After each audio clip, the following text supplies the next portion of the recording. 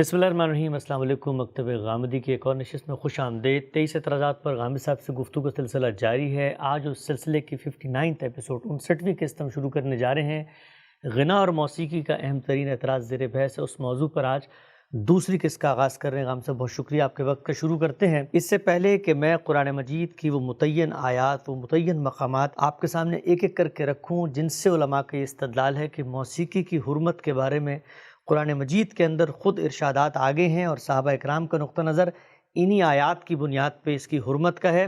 उससे पहले मैं जानना चाहता हूँ, गुज़िश्ता नशिस्त में आपने 1 घंटा गुफ्तगू की और कुछ मिसालें बयान की थी। उन मिसालों ने लोगों को बहुत झंझोड़ा, सोचने पे मजबूर किया और वो मिसालें आपकी बात को समझने में बड़ी मुफीद और मावन। मैं चाहता हूँ वहीं से अगर आप बात को जोड़ें कि क्या वो चीज़ थी जो आप कम्युनिकेट करना चाह रहे थे और ये जितनी मिसालें आपने बयान की थी वो क्या बात बताती हैं? मैंने 3 बातें अर्ज़ की थी। पहली बात मैंने ये अर्ज़ की थी कि हुर्मत का बाब ऐसा नहीं है कि इसको मेरे इस्तिंबात पर या इस्तिखराज पर छोड़ दिया जाए। ठीक। अल्लाह ताला जब किसी चीज़ की हुर्मत बयान करते हैं तो वज़ाहत के साथ बता देते हैं कि मैंने इसको ममनू करार दिया है। चुनांचे मैंने मिसालें आपके सामने अर्ज़ कर दी थी कि जब ये बताना मकसूद था कि फ़लाँ फ़लाँ रिश्तों से निकाह करना ममनू है तो पूरी फ़हरिस्त उसकी बयान कर दी गई। जब ये बताना मकसूद था कि खुरोनोश में फ़लाँ चीज़ें ममनू है तो उनके बारे में भी तय्युन के साथ नाम लेकर बता दिया गया। तो एक तरीका ये है। दूसरे ये कि अल्लाह ताला ने अखलाकी हुर्मतों की कुछ बुनियादें वाज़े कर दी हैं, बिल्कुल उसी तरह जिस तरह खुरोनोश की हुर्मत की बुनियाद वाज़े की है। खुरोनोश की हुर्मत की बुनियाद ये वाज़े की है कि तमाम तय्यबात हलाल हैं और तमाम ख़बाइस ममनू हैं। इसी तरह आगे वजाहत कर दी है कि 2 चीज़ें खुरोनोश में हुर्मत का बायस बनती हैं। एक ये कि कहीं रिज्स हो, नजासत हो, किसी चीज़ को आप ये तय करके छोड़ दें कि इससे घिन आती है, इससे कराहत महसूस होती है। ये चीज़ ऐसी है कि जिसमें फ़लाँ चीज़ पाई जाती है जिसके बारे में रिज्सी का लफ्ज़ बोलना मौजू है। और दूसरे ये कि कोई शख्स उस चीज़ को हासिल करने का ऐसा तरीका इख्तियार कर ले जिससे अल्लाह ने रोक रखा है। ठीक। जैसे वो शिर्क का इर्तिकाब करे, जैसे वो अल्लाह की नाफरमानी का इर्तिकाब करके किसी चीज़ को चुरा ले। ये सब चीज़ें कुरान मजीद ने उसूल के तौर पर बयान कर दी। ठीक। अखलाकी हुर्मतों के बारे में भी ये उसूल बयान कर दिया कि ये 5 चीज़ें हैं जिनको बुनियाद बनाकर हमने लोगों को ममनूआत की तरफ जाने के बारे में हिदायत फरमाई। ठीक। तो ये दर हकीकत कुरान मजीद का तरीका है। सही। तो मैंने पहली बात ये अर्ज़ की थी कि ग़िना और मौसीकी के बारे में आप पूरे कुरान मजीद में किसी जगह नहीं दिखा सकते कि नाम लेकर ये लफ्ज़ बोल कर। देखिए ग़िना के बारे में लफ्ज़ ग़िना अरबी ज़ुबान का मारूफ लफ्ज़ है। अच्छा। इसी तरह से अगर आलात मौसीकी के बारे में आप बात करें तो माज़िफ़ का लफ्ज़ इस्तेमाल होता है। यानी ये अल्फाज बोल कर जिस तरीके से कुरान मजीद आम तौर पर हुर्मतों को बयान करता है, किसी जगह पर सराहत के साथ बराए रास्त इनकी हुर्मत बयान नहीं। ठीक। दूसरी बात मैंने अर्ज़ की थी कि हदीस में भी ऐसा नहीं हुआ। यानी हदीस के पूरे ज़ख़ीरे को भी आप देख लें तो उसमें भी कोई इस तरह की चीज़ नहीं है। तो पहली बात ये है। दूसरी ये कि जब कुरान मजीद ने उसूल बयान कर दिए, यानी जैसे कि खुरोनोश में ये उसूल बयान कर दिया कि तय्यबात हलाल है और ख़बाइस ममनू है, तो आप ये मुतय्यन तौर पर बता दें कि देखिए फ़लाँ चीज़ में ये खुब्स पाया जाता है, ये रिज्स पाया जाता है, या उसके साथ ये फ़िस्क लाहिक हो गया। यानी जो खुरोनोश में हुर्मत की बुनियादें कुरान मजीद ने वाज़े की हैं। ठीक। इसी तरीके का मामला अखलाकी हुर्मतों में होगा। ज़ाहिर है ग़िना और मौसीकी कोई खुरोनोश की चीज़ तो है नहीं, ये अखलाकी हुर्मत ही के तहत आएगी। तो जो अखलाकी हुर्मतें हैं उनके बारे में भी कायदे बयान कर दिए हैं और मैंने उसके एक एक कायदे को आपके सामने रख कर ये बताया था कि उस रोशनी में भी देखा जा सकता है। यानी ये मुतय्यन सवाल किया जा सकता है कि क्या मौसीकी फाहिशा है, क्या ये कोई हक तलफ़ी हो गई है इसके नतीजे में, क्या ये ऐसी चीज़ है कि जिससे लोगों की जान माल आबरू के ख़िलाफ़ ज़्यादती हो जाती है, क्या ये शिर्क है, क्या ये बिदअत है। तो ये सारी चीज़ें जो हैं वो हुर्मतों की अखलाकी बुनियाद के तौर पर ख़ुद कुरान मजीद ने सूरह अराफ में वाज़े कर दी। ठीक। तो पहली बात ये हुई कि सराहत के साथ किसी जगह इसकी हुर्मत बयान नहीं हुई। अगर अल्लाह ताला के पेश नज़र ये होता तो कुरान में बयान होती, रिसालत में आप सल्लल्लाहु अलैहि वसल्लम उसको बयान फरमाते। फिर कुरान ने जो हुर्मतों की बुनियाद कायम कर दी है, ज़ाहिर है उससे कोई मुख्तलिफ बात ना कुरान कहेगा ना खुदा का पैगम्बर कहेगा, उसका इतलाक़ भी नहीं होता। 2 बातें। तीसरी बात मैंने ये अर्ज़ की थी कि इसके बाद अगर कुछ कहा जा सकता है तो वही है जो मैं कहता हूँ। मैंने अपना नुक्ता नज़र बताया था आपको, और वो ये कि तमाम फ़नून लतीफ़ा असलन बिल्कुल जायज़ है। यानी खा वो शायरी है, खा वो अफ़साना नवीसी है, खा वो मौसीकी है, خواہ وہ غنا ہے، خواہ وہ کوئی اور چیز ہے، جیسے تصویر کشی ہے، مصور ظاہر ہے کہ اپنے فن پارے پیش کرتے ہیں، تو ان میں سے کوئی چیز بھی اصلاً ممنوع نہیں ہے، بلکہ یہ ان کا استعمال ہے جو بعض اوقات ممانعت کا، بعض اوقات مذمت کا موضوع بن جاتا ہے۔ استعمال ہے۔ اب دیکھیے کہ استعمال کی کیا کیا صورتیں ہو سکتی ہیں۔ تصویریں ہم بناتے ہیں، موجودہ زمانے میں تصویر کتنی غیر معمولی حیثیت اختیار کر چکی ہے، یہ تعلیم کا ذریعہ بن رہی ہے، ابلاغ کا ذریعہ بن رہی ہے، خبر کا ذریعہ بن رہی ہے، اس کے ایسے ذرائع وجود میں آ گئے ہیں کہ ہم دین پہنچانے کے لیے سب سے زیادہ اس وقت اسی کو استعمال کر رہے ہیں۔ یہ ساری چیزیں ہیں، لیکن اسی تصویر کو ایک زمانے میں شرک کے لیے استعمال کیا گیا۔ یہ استعمال ہے، یعنی ایک ہے تصویر کشی کا فن اور ایک چیز ہے تصویر کا استعمال۔ تصویر بنانا، میری بنا لی، میں نے آپ کی بنا لی، کسی نے اپنے باپ کی بنا لی، ماں کی بنا لی، کسی منظر کی بنا لی، ایک ہے تصویر کشی۔ تو میں نے عرض کیا کہ تصویر کشی تو اپنی ذات میں اللہ تعالیٰ کا سکھایا ہوا ایک ہنر ہے انسان کو۔ اللہ تعالیٰ بیان کرتے ہیں نا قرآن مجید میں کہ یہ جو تم اپنے کتوں کو سدھا لیتے ہو کہ یہ تمہارے لیے شکار کریں، یہ بھی اللہ کا دیا ہوا علم ہے جس کے ذریعے سے تم ان کی تعلیم کا اہتمام کرتے ہو۔ تو یہ سب چیزیں اللہ تعالیٰ ہی کی ودیت کرتا ہے۔ اللہ تعالیٰ نے آپ کے اندر یہ صلاحیت رکھی کہ آپ تصویریں بنا لیں، اللہ تعالیٰ نے یہ صلاحیت رکھی کہ آپ خوبصورت آواز سے کسی چیز کو دوسروں تک پہنچا دیں، تو یہ اللہ تعالیٰ کی دی ہوئی نعمتیں ہیں، ان میں سے کوئی چیز بھی اپنی ذات میں ناجائز نہیں، لیکن استعمال تو استعمال یہ ہوا۔ اور آپ یہ دیکھیے کہ اس کے نتیجے میں تصویر کشی شرک کا کتنا بڑا ذریعہ بن گئی، کس طرح بنی، ذرا اس پر بھی غور کریں۔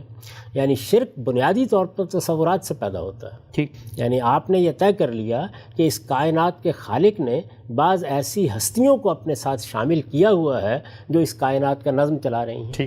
وہ ہستیاں کہیں موجود نہیں تھیں سامنے، ان ہستیوں کے بارے میں کچھ فلسفیانہ اور فکری تصورات تھے جو قائم کیے گئے، اب انہیں زمین پر لا کر عامت الناس کو ان سے متعلق کرنا تھا، تو آپ نے تصویر کو استعمال کیا۔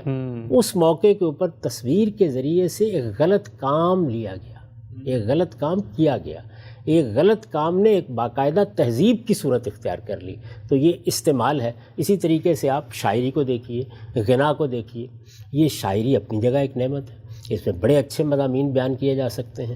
یہ دیکھا ہوگا آپ نے کہ بڑی سے بڑی عمدہ شاعری ہو، لیکن یہ کہ اس کو کسی اچھے گانے والے نے گایا نہ ہو تو لوگوں تک نہیں پہنچتی۔ ٹھیک، میں آپ سے عرض کرتا ہوں کہ اقبال کی شاعری میں ساقی نامہ کو کتنی غیر معمولی حیثیت حاصل ہے۔ کبھی میں نے نہیں دیکھا تھا کہ بچے اس کو پڑھ رہے ہیں، اس لیے کہ علامہ اقبال کی شاعری میں جو زبان ہے، جس طرح کے اسالیب ہیں، وہ گرفت میں نہیں آتے، لیکن ہمارے ہاں ایک مغنی نے اس کو گایا آج سے کوئی 10-15 سال پہلے، اس کے بعد حصے، اور اس کے بعد گھر میں جو بچے موجود تھے وہ ان کی زبان پر بھی آ گئی۔ قدیم زمانے میں کہا جاتا تھا کہ یہ غزل جو ہے یہ جب تک کسی گانے والی کے ذریعے سے گائی نہیں جائے گی اس وقت تک یہ بازاروں تک نہیں پہنچے گی۔ تو اب یہاں کیا ہے، یہاں یہ ہے کہ شاعری ہوئی، شاعری نے خود بہت سے اہم مباحث کو لیا، ان کو خوبصورت الفاظ کا جامہ پہنایا، ان میں قوافی پیدا کیے، ان میں آہنگ پیدا کیا، اس سے مضمون کی ایک خاص ندرت وجود میں آئی، اس سے آپ کو احتزاز محسوس ہوا، غنا نے آ کے اس کا مرتبہ اور بلند کر دیا اور معاملہ کہیں سے کہیں پہنچا دیا۔ تو اب آپ ان دونوں چیزوں کو استعمال کر کے نعت بھی پڑھتے ہیں، حمد بھی پڑھتے ہیں نا، بڑے پیمانے پر آپ نعت کی مجالس منعقد کرتے ہیں، حمد باری تعالیٰ سناتے ہیں۔ اسی طرح اسی شاعری سے کام لے کر آپ کے بڑے بڑے شعراء لوگوں کے اندر زندگی پیدا کرتے رہے ہیں۔ حالی کے مسدس کے بارے میں کیا خیال ہے، اقبال کی شاعری کے بارے میں کیا خیال ہے، تو بہت سے اچھے کام اس سے لیے جا رہے ہوتے ہیں۔ اپنی ذات میں تو کوئی ممنوع چیز نہیں۔ میں نے مثال دی اس کی آپ کو کہ قرآن مجید نے ایک موقع پر شعراء کی مذمت کی، اور مذمت کے لیے جو اس نے بنیادیں فراہم کیں وہ ناقابل تردید تھیں، اس کے باوجود اس سے آپ یہ استدلال نہیں کرتے کہ شاعری اپنی ذات میں ممنوع ہو گئی ہے، یا یہ فن اپنی ذات میں اللہ تعالیٰ کے ہاں حرمت کے دائرے میں قرآن نے استثناء بیان خود کیا، قرآن مجید نے بیان کر دیا اس کو۔ تو اس سے یہ بتایا میں نے کہ یہ استعمال ہے جس کو دیکھا جاتا ہے۔ استعمال تو بعض اوقات ایسی چیزوں کا کہ جن کے بارے میں آپ سوچ بھی نہیں سکتے کہ یہ کوئی غلط پہلو سے استعمال کی جا سکتی ہیں، لیکن ہو جاتا ہے۔ اب دیکھیے، میں اپنے بچے سے کہتا ہوں کہ گلی میں نہیں جاؤ گے، اپنی اہلیہ سے کہتا ہوں بچے کو گلی میں نہیں جانے دینا۔ ٹھیک، گلی تو بہت بڑی نعمت ہے، نہ ہو تو میں گھر سے کیسے نکلوں گا، بازار تک کیسے جاؤں گا، دفتر کیسے پہنچوں گا؟ تو اپنی ذات میں تو کوئی بری چیز نہیں ہے، ٹھیک، لیکن بعض چیزیں اس کے ساتھ لاحق ہو جاتی ہیں، یعنی اس کا استعمال آوارہ لڑکے کرنے لگ جاتے ہیں، اوباش کرنے لگ جاتے ہیں، تو آپ اپنے بچے کو یہ کہتے ہیں کہ اب تم گلی میں نہیں جاؤ گے، یا اپنی اہلیہ سے یہ کہتے ہیں کہ اس کو تم گلی میں نہیں جانے دو گے. یہ گلی کا استعمال ہے، شاعری کا استعمال، تصویر کشی کا استعمال، گلی کا استعمال.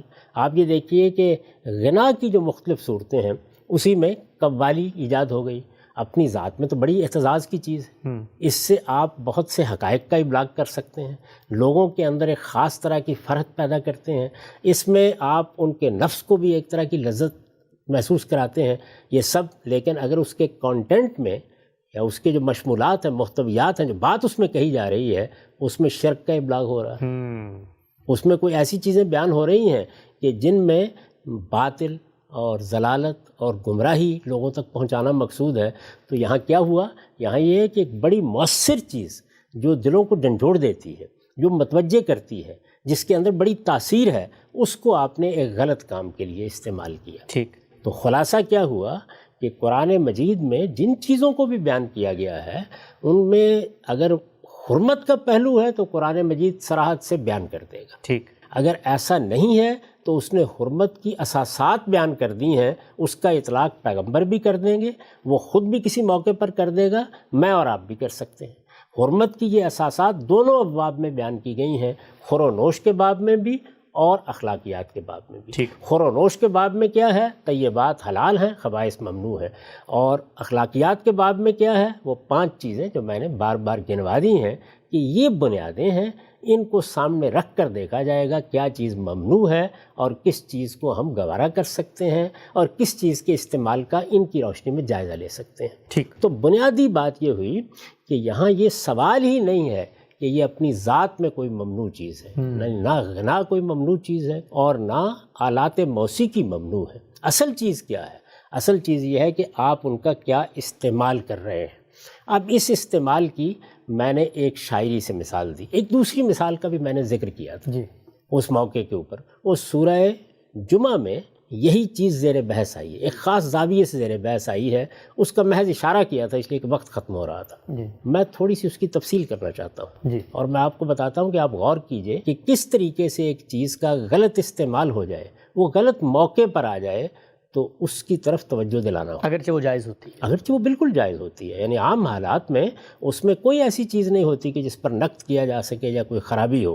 سورہ جمعہ کے آخر میں بہت سے لوگ جو قرآن مجید پڑھتے ہیں انہوں نے یہ مقام بھی پڑھا ہوگا، یا ایھا الذین آمنوا اذا نودی للصلاۃ من یوم الجمعۃ فاسعوا الی ذکر اللہ وذروا البیع ذالکم خیر لکم ان کنتم تعلمون فإذا قضیت الصلاۃ فانتشروا فی الارض وابتغوا من فضل اللہ واذکروا اللہ کثیرا لعلکم تفلحون وإذا رأوا تجارة أو لهوا انفضوا إلیہا وترکوک قائما قل ما عند اللہ خیر من اللہو ومن التجارہ واللہ خیر الرازقین. یہ سورہ جمعہ کا خاتمہ ہے. اس کا ترجمہ میں اپنی تفسیر البیان سے پڑھ رہا ہوں.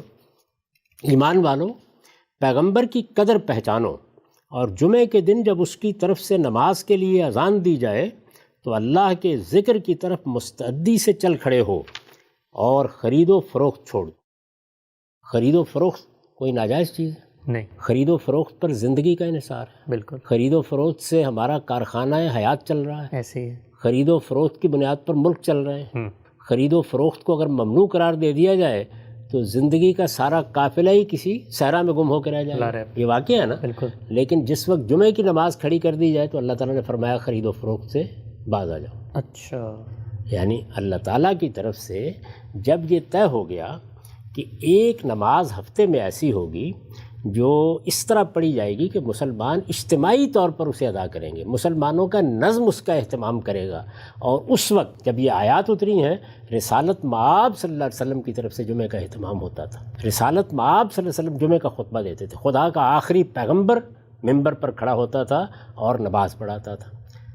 تو اب جمعے کے لیے اذان دے دی جائے تو اللہ تعالیٰ فرماتے ہیں کہ اس وقت اس موقع پر خرید و فروخت نہیں ہونی چاہیے. اس موقع تم خرید و فروخت چھوڑ کر فوراً اللہ کی یاد کی طرف جاؤ.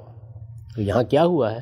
یہاں یہ ہوا ہے کہ ایک دوسری چیز اس سے اہم تر آ گئی ہے تو آپ کہتے ہیں کہ اس کی طرف نہیں جاؤ گے، اور اگر کوئی اس موقع پر اس طرف جائے تو آپ کہیں گے نا کہ تم ایک ممنوع کام کا ارتکاب کر رہے ہو۔ تو یہ ممانعت اصل پر نہیں ہے، یہ اس پر ہے کہ فلاں موقع پر تم نے اس چیز کا جس کو اللہ نے جائز رکھا تھا غلط استعمال کیا، یعنی یہ بھی اسی کی مثال ہے۔ اب دیکھیے آگے جب آپ جاتے ہیں تو یہ معلوم ہوتا ہے کہ یہی غلطی بعض صحابہ کرام سے ہو گئی، رسالت مآب صلی اللہ علیہ وسلم پر جو لوگ ایمان لائے تھے ان سے ہو گئی۔ خرید و فروخت چھوڑ دو، یہ تمہارے لیے بہتر ہے اگر تم جانو، پھر جب نماز ختم ہو جائے تو زمین میں پھیل جاؤ اور اللہ کا فضل تلاش کرو۔ یعنی مطلب یہ تھا کہ یہ پابندی صرف جمعہ کی نماز تک ہے۔ ٹھیک، جب اس کی اذان دے دی گئی، اللہ کا پیغمبر منبر پر کھڑا ہو گیا، تمہیں بلایا گیا، اس کے بعد تمہیں خرید و فروخت کو ترک کر دینا چاہیے، یہ ہدایت کی گئی تھی۔ جیسے ہی جمعہ کی نماز ختم ہو جائے گی اس کے بعد تم جہاں جانا چاہتے ہو جا سکتے ہو۔ اب یہ کہا کہ اللہ کا فضل تلاش کرو اور اللہ کو کثرت سے یاد کرتے رہو تاکہ تم فلاح پاؤ۔ ان لوگوں کا حال یہ ہے، یہ اب تبصرہ کیا ہے کہ کیوں یہ بات کہنے کی ضرورت پیش آ گئی۔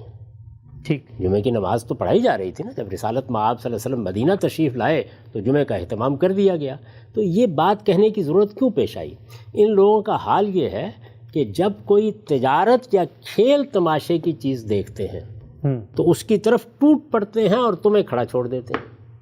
بعض لوگ ان سے کہو جو اللہ کے پاس ہے وہ کھیل تماشے اور تجارت سے کہیں بہتر ہے، اور حقیقت یہ ہے کہ اللہ بہترین رزق دینے والا ہے۔ تو آپ دیکھیے یہاں کیا ہوا ہے، یعنی رسالت مآب صلی اللہ علیہ وسلم جمعے کے لیے کھڑے ہوئے ہیں، جمعے کی اذان دی گئی ہے، اس کے لیے لوگوں کو بلایا گیا ہے، اور لوگوں نے دیکھا کہ عین اسی موقع پر مدینے کے بازار میں قافلے آ گئے۔ لوگوں کو کچھ خرید و فروخت کرنا ہوتی ہے، اس میں اگر آپ پہلے پہنچ جائیں گے تو ہو سکتا ہے کہ کچھ بہتر چیزیں آپ کو مل جائیں۔ اسی طرح جب بازار لگتے تھے اور اب بھی ہمارے ہاں دیہات میں لگتے ہیں تو کچھ کھیل تماشے کا اہتمام بھی ہو جاتا ہے۔ تو دو لفظ قرآن مجید نے استعمال کیے کہ ان لوگوں کے لیے اس وقت جمعے سے اللہ کے پیغمبر سے زیادہ جو چیز محبوب ہو گئی وہ تجارت اور کھیل تماشا ہو گئی۔ تو یہ پیغمبر کو چھوڑ کر کھیل تماشے اور تجارت پر ٹوٹ پڑے۔ ٹھیک، تو نہ تجارت کوئی ممنوع چیز تھی نہ کھیل تماشا کوئی ممنوع چیز تھی، دونوں چیزوں کو ایک ہی طریقے سے بیان کیا ہے۔ یعنی جب بیان کیا ہے تو ایسا نہیں کیا کہ ایک چیز اپنی ذات میں کوئی حرام چیز تھی اور صحابہ اس کی طرف چلے گئے۔ دونوں چیزیں اپنی جگہ پر اصلاً جائز تھیں، لیکن ایک ایسے موقع پر ان چیزوں کی طرف لوگوں نے رجوع کیا جبکہ اللہ کا پیغمبر جمعے کے منبر پر بہت اہم بات ہے۔ تو اب یہ کہا کہ اس موقع پر تمہیں ایسا نہیں کرنا چاہیے تھا۔ قرآن مجید نے اس کے اوپر شدید تنبیہ کی ہے، اور یہ معلوم ہوتا ہے کہ 2-4 مرتبہ جب یہ معاملہ ہوا تو اس کے بعد سورہ جمعہ میں اس طریقے سے لوگوں کو سختی کے ساتھ توجہ دلا دی گئی۔ تو یہاں پر بھی اب کیا ہوا، یعنی وہی خرید و فروخت جس سے روکا گیا تھا، لوگ اس خرید و فروخت کی طرف متوجہ ہو گئے۔ اسی کو آپ تجارت کہتے ہیں نا۔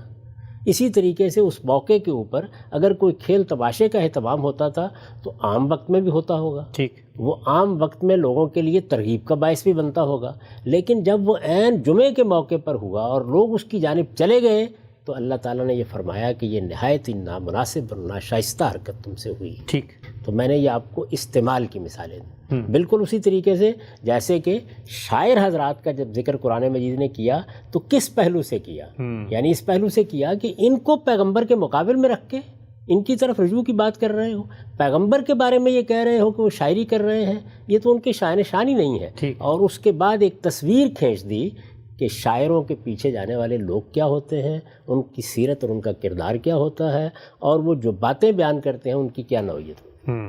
اس سے آپ اندازہ کر سکتے ہیں کہ وہ کیا بات ہے کہ جو میں نے کہنا چاہیے۔ آپ کا سوال یہ تھا تو میں نے تفصیل کے ساتھ آپ کو یہ بتایا ہے کہ حرمتوں کے باب کو اس طرح دیکھنا چاہیے، یعنی اگر کوئی بات صراحت سے اللہ تعالیٰ نے بیان کر دی ہے تو پھر میں بھی ایک مسلمان کی حیثیت سے سر جھکاؤں گا، آپ کو بھی سر جھکانا ہے۔ ٹھیک، اگر اللہ تعالیٰ نے کسی چیز کے لیے کوئی اصول اور بنیادیں واضح کر دی ہیں اور ان کا اطلاق ہوتا ہے، یعنی براہ راست ہم متعین طور پر کہہ سکتے ہیں کہ یہ چیز شرک ہے، یہ چیز فاحشہ ہے، یہ چیز حق تلفی ہے، تو یقیناً اس سے بھی ہر مسلمان کو اجتناب کرنا چاہیے، اور مجھے بھی کہنے کا حق ہے، آپ کو بھی کہنے کا حق ہے کہ یہ ممنوع ہے، اس کی طرف نہیں جانا چاہیے۔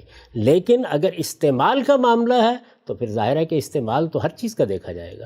استعمال تو آپ یہ دیکھیے کہ آپ نے اگر ایک کتاب کا بھی غلط کر ڈالا ہے تو اس کے اوپر بھی تنقید کی جا سکتی ہے، آپ نے ایک پیشے کا کر ڈالا ہے تو اس پر بھی تنقید کی جا سکتی ہے۔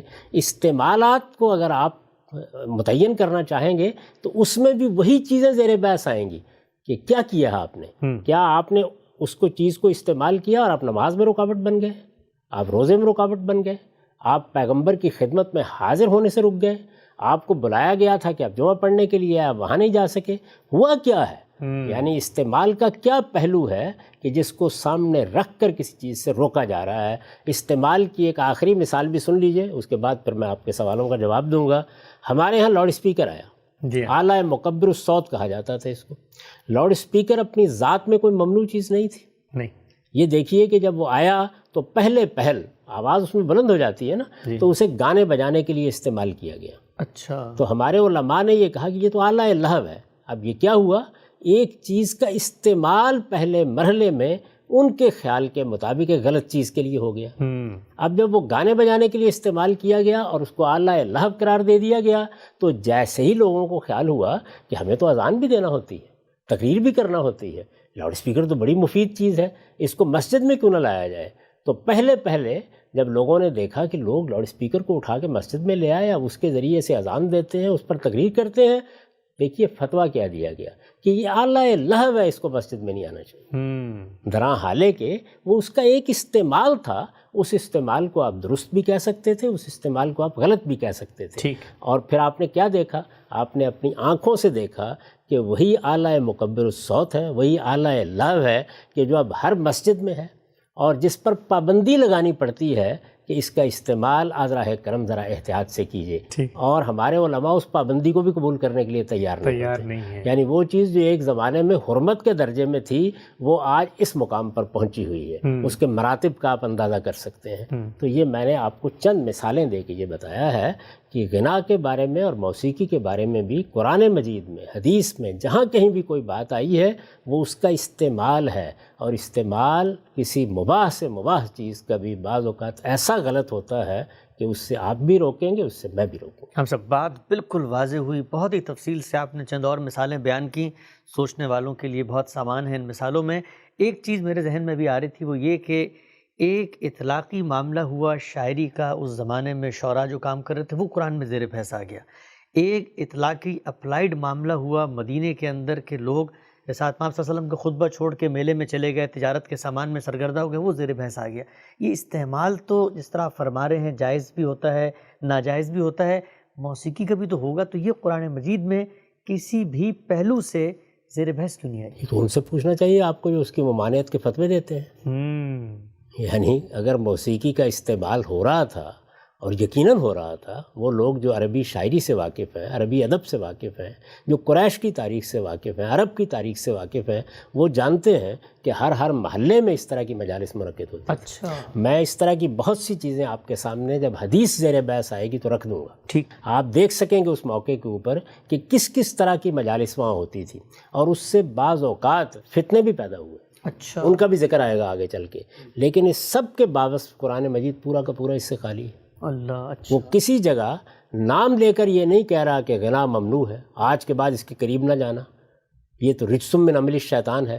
یہ وہ اسالیب ہے نا جو قرآن مجید نے حرمتوں کے بارے میں اختیار کیے، فجتنبو، یعنی حرمتوں کے بارے میں مختلف اسالیب اختیار کیے ہیں۔ اچھا، رسالت میں آپ صلی اللہ علیہ وسلم نے بھی بہت سے اسالیب اختیار کیے ہیں جب آپ کسی چیز سے روکنا چاہتے ہیں، تو آخر کیا وجہ ہے یہ زیر بحث نہیں آئی؟ اس پر ہم تفصیل کے ساتھ گفتگو کریں گے، لیکن میں یہ چاہتا ہوں کہ ابھی ہم چونکہ قرآن مجید پر بات کر رہے ہیں، میں نے اپنی بات کی وضاحت کر دی، اپنا موقف بیان کر دیا کہ یہ ایک ایسی چیز ہے جو اللہ کی نعمت ہے، خواہ غنا ہے، خواہ معازف ہے، خواہ شاعری ہے، خواہ تصویر کشی ہے، یا اور کوئی فن اور علم ہے، یہ ابلاغ کے غیر معمولی ذرائع ہیں، اور انسان ان سے تفریح بھی حاصل کرتا ہے، حظ بھی اٹھاتا ہے، اور یہ چیزیں بہت سے حقائق کے ابلاغ کا ذریعہ بھی بنتی ہیں۔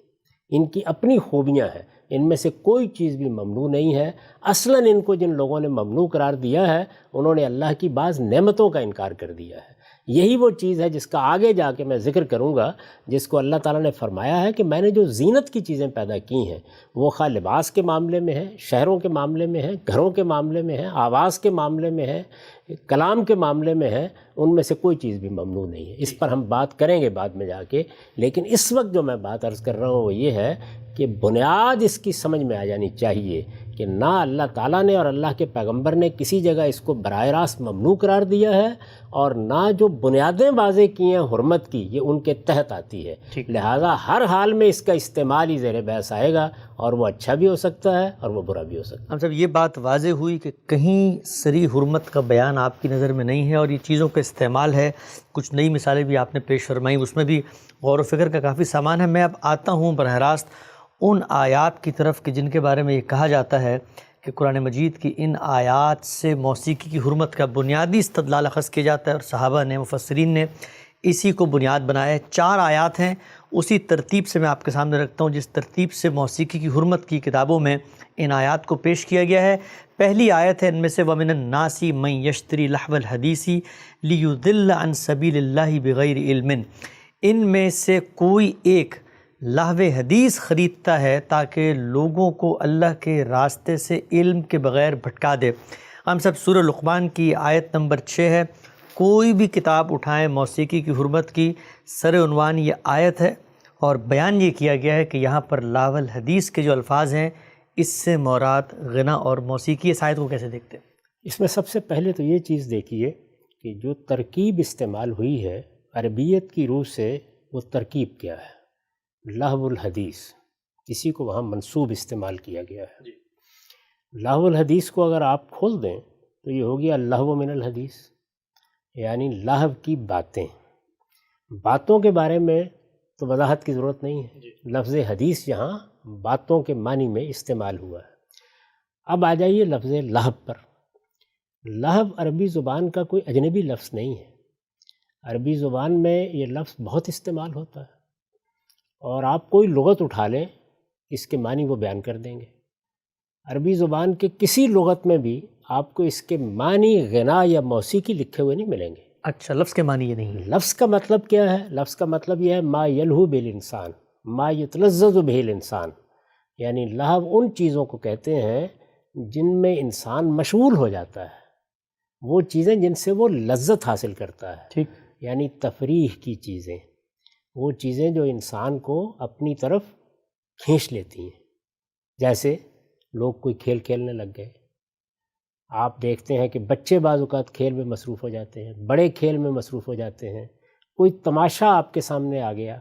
اسی طرح سے غنا اور موسیقی، کسی مجلس میں آپ گئے اور اس نے پوری طرح آپ کو فریفتہ کر لیا، کسی مشاعرے میں آپ شریک ہوئے اور ایک ایک شعر کی آپ لذت لے رہے ہیں، اس سے لطف اٹھا رہے ہیں، داد دے رہے ہیں، اور آپ کو کوئی یاد ہی نہیں ہے کہ آپ کہاں سے آئے تھے اور کہاں سے نہیں آئے۔ ٹھیک، تو تفریح کی جتنی چیزیں، یعنی آپ کرکٹ کھیل رہے ہیں تو یہ بھی لہو ہے، آپ ہاکی کھیل رہے ہیں تو یہ بھی لہو ہے، آپ گھر میں بیٹھے ہوئے لوڈو کھیل رہے ہیں تو یہ بھی لہو ہے، آپ کیرم کھیل رہے ہیں یہ بھی لہو ہے۔ جیسے میں نے ابھی تھوڑی دیر پہلے بھی اس جانب توجہ دلائی تھی کہ کھیل تماشے کی بہت سی چیزیں ہو سکتی ہیں، وہ سب کی سب عربی زبان میں لفظ لہو سے تعبیر کی جاتی ہیں۔ ٹھیک، یعنی وہی بات کہ ما یلہو بالانسان ما یتلذذ بہ الانسان، اصل مفہوم یہ ہے اس لفظ کا، اہل لغت اس کو اسی طرح بیان کریں گے۔